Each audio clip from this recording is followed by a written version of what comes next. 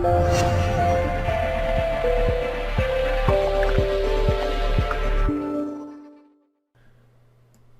traders, Justin Bennett here with Daily Price Action, and in today's video I want to talk about the head and shoulders pattern. Alright, now this is a reversal pattern that typically occurs after an extended move up. So we're looking at the EuroCAD chart here, and what's very noticeable first and foremost is that we have a trend line here that is represented by these lows, and this trend line is called the neckline. All right, so in a head and shoulders pattern, this would be considered the neckline.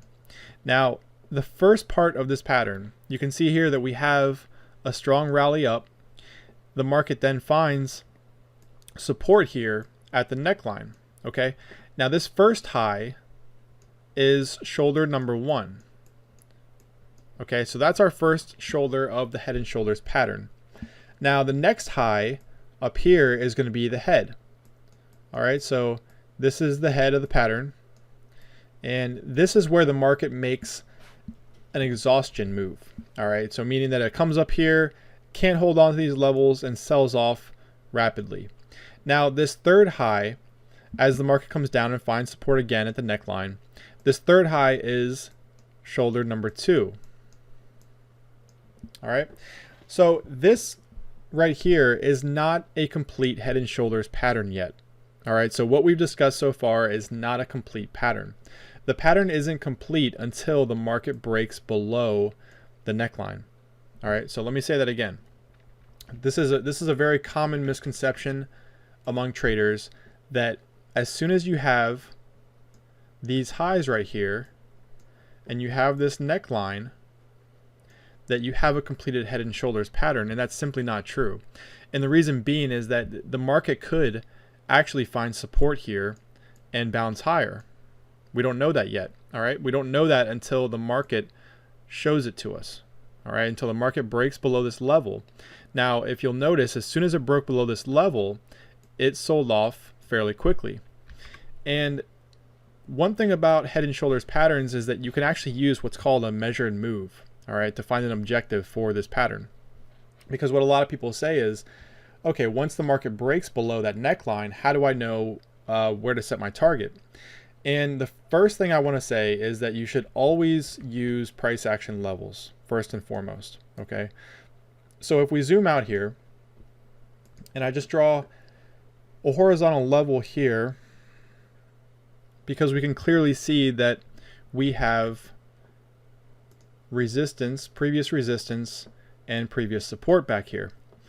Now, this low right here, obviously we wouldn't have known about this low back here when this broke, right? So we're not going to consider this low at this point. So what we're going to do is, if I zoom in here, the way to take a measured move excuse me, of a head and shoulders pattern is to measure from the top of the head down to the neckline. And we can see that that's about 600 pips or so. All right, so now if we take from the break of this neckline and measure 600 pips, all right, we get a level of about 1449 or so. All right, so 1449. Now, once I zoom out here, I can see that this area is really close to this price action level. Okay, it's actually about, yeah, it's about 50 or 60 pips away from that measured move.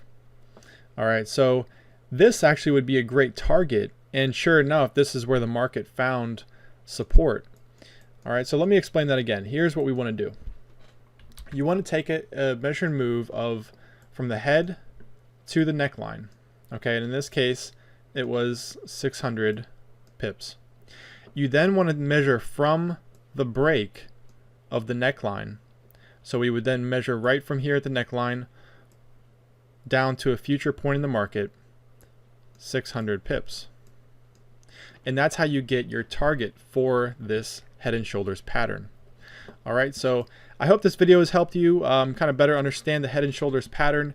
It's a great reversal pattern that's often found at the top of a market, and it can really produce some explosive moves. So I hope this video has helped, guys. Take care. Good trading.